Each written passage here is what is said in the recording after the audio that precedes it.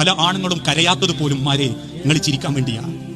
ഞാനിങ്ങോട്ട് വരുമ്പം ഈ നിലമ്പൂര് പാലം കഴിഞ്ഞ ഉടനെ ഒരു കപ്പലണ്ടീന്റെ കവറും പിടിച്ചിട്ട് ഒരു സാധു മനുഷ്യനുണ്ട്, വിയർപ്പ് വറ്റി നിൽക്കുക.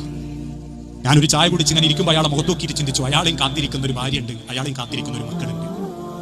പകലന്തിയോളം കഷ്ടപ്പെട്ടിട്ടും രാത്രി തിരിച്ചു വന്ന് മക്കളെ ഒന്ന് കണ്ണു നിറഞ്ഞ് കാണാൻ പറ്റാതെ കിടക്കുന്ന മക്കളുടെ കട്ടിലിന്റെ അരികിൽ പോയി കാല് തൊട്ട് മക്കളെന്തോ തിന്നിട്ടാ കിടന്നത് എന്ന് ചോദിച്ച്, എനിക്ക് എന്തെങ്കിലും ആവശ്യമുണ്ടോ, പുരയിലേക്ക് എന്തെങ്കിലും വേണോ എന്ന് ചോദിച്ച് നേരം കൊടുത്ത് ഇറങ്ങിപ്പോകുന്ന ഒരാണിന്റെ നെഞ്ചിന്റെ ബലാന്മാരെ നിങ്ങൾക്ക് ഈ കിട്ടുന്ന ധൈര്യം ആ ആണിനെ മനസ്സിലാക്കാൻ പറ്റിയിട്ടില്ലേ? ഒന്ന് ചേർത്ത് നിർത്തിയിട്ടുള്ളത് മതിക്കാന്ന് പറയാൻ പറ്റിയിട്ടില്ലേ? അയാളുടെ വിയർപ്പിന്റെയും അയാളുടെ ശരീരത്തിന്റെ വേദനയുടെയും വിലയറിയാൻ പറ്റിയിട്ടില്ലേ? പിന്നെന്ത് സൗന്ദര്യം? പിന്നെ നിങ്ങൾ എത്ര ചേർത്ത് മിനിക്കിയിട്ട് എന്താ കാര്യം?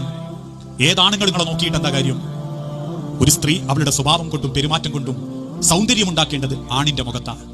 നിങ്ങളെ ജീവിതത്തിൽ കിട്ടിയത് ഒരു ഭാഗ്യമായിട്ട് അവൻ പടച്ചവനോട് പറയണം. രാത്രി കിടക്കപ്പായിൽ നിന്ന് എഴുന്നേറ്റ് ഭാര്യയെ വിളിച്ചുണർത്തി, ഭർത്താവിനെ വിളിച്ചുണർത്തി അള്ളാന്റെ നേരെ കൈനീട്ടുമ്പോൾ പടച്ചവൻ പറയുന്ന അള്ള ഏറ്റവും ഇഷ്ടപ്പെട്ട ഭാര്യ ഭർത്താക്കന്മാരും അങ്ങനെ. അതുകൊണ്ട് അമ്മാരെ, നിങ്ങളെ ഭർത്താവിനെ ഒന്ന് അറിയണം. ഒരു പെണ്ണിന്റെ ജീവിതം കൊണ്ട് ആണിന്റെ മനസ്സിലുണ്ടാക്കേണ്ട അടയാളം സഹോദരങ്ങളെ.